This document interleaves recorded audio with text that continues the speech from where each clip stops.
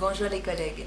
Alors je commence cette nouvelle petite série de trucs et astuces d'EducASP pour vraiment vous donner des idées concrètes de matériel, d'astuces pour la classe par rapport à certaines catégories d'élèves qui ont des besoins particuliers, des besoins identifiés ou pas, des besoins auxquels on ne pense pas forcément. Et là, la catégorie d'élèves dont je vais parler aujourd'hui, ils sont parfois un petit peu oubliés, on n'y pense pas et on ne sait pas forcément non plus qu'il y a des conséquences si on ne leur apporte pas un aménagement, une différenciation à laquelle ils ont droit. Donc de qui est-ce que je veux parler aujourd'hui? Eh bien je veux parler des gauchers. Nous vivons dans une société de personnes droitières, il y a environ 15% de personnes gauchères en France.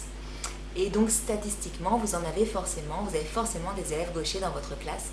Et on ne pense pas forcément à leur apporter des aménagements. Et pourtant, ils en ont besoin. Et pourtant, cela peut les mettre en grande difficulté, voire même engendrer des troubles qu'ils n'auraient pas au départ, comme le bégaiement, comme des tics, voire même une dyslexie ou d'autres troubles plus importants. Donc vraiment, c'est très important d'y prendre garde. Et la première astuce la petite astuce que j'aimerais vous donner au départ, eh bien c'est de répertorier les élèves qui sont gauchers dans votre classe. Vous faites une petite liste. Alors même si l'année est commencée, si nous sommes déjà en milieu d'année ou en fin d'année, ce n'est pas grave. Faites ce petit travail. Voilà, vous avez 2, 3, 4 élèves gauchers, eh bien marquez-le. Faites-vous une petite liste derrière votre bureau pour pouvoir agir en fonction. Alors, le premier petit outil auquel j'ai pensé par rapport aux gauchers et qui peut vraiment les mettre en difficulté, c'est ceci. C'est une paire de ciseaux. Alors, rien de plus commun qu'une paire de ciseaux à l'école. Et en général, c'est vrai que les enfants ont des ciseaux dans leur trousse. Sauf que vous le savez comme moi, parfois ils les oublient, parfois ils les perdent, voilà, donc bon, ça peut poser problème et lorsque l'enseignant va demander une tâche de découpage et que les élèves n'ont pas leur paire de ciseaux, eh bien cela peut être embêtant.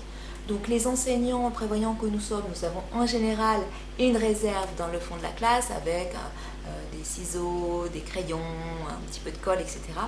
Mais nous ne pensons pas forcément à nos élèves gauchers.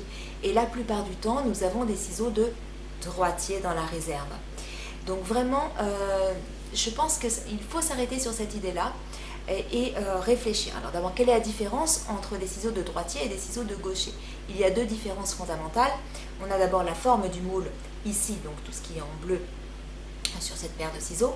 Et puis on va avoir la lame du haut qui va être à droite pour les droitiers et à gauche pour les gauchers. Donc si on donne une paire de ciseaux de droitier à des gauchers, ils vont se retrouver en très grande difficulté parce que en effet ils n'arriveront pas à découper le papier va se déchirer, le papier va se tordre et eux-mêmes risquent de prendre vraiment de très mauvaises positions. Donc moi, la petite astuce, le petit conseil que je voulais vous donner aujourd'hui, c'est d'avoir dans le fond de la classe ou sur le bureau deux pots. Un pot par exemple bleu avec les ciseaux bleus de droitier dedans et puis un pot rouge avec des ciseaux rouges pour les gauchers, avoir un petit code couleur en plus pour qu'ils puissent s'y retrouver. Et évidemment, pensez à expliciter le code couleur ou à mettre un petit pictogramme sur la petite boîte. Voilà, quitte à avoir voilà, deux mains, l'image de deux mains, la main droite coloriée pour les droitiers et la main gauche coloriée pour les gauchers. Après, c'est à vous de trouver votre petite organisation.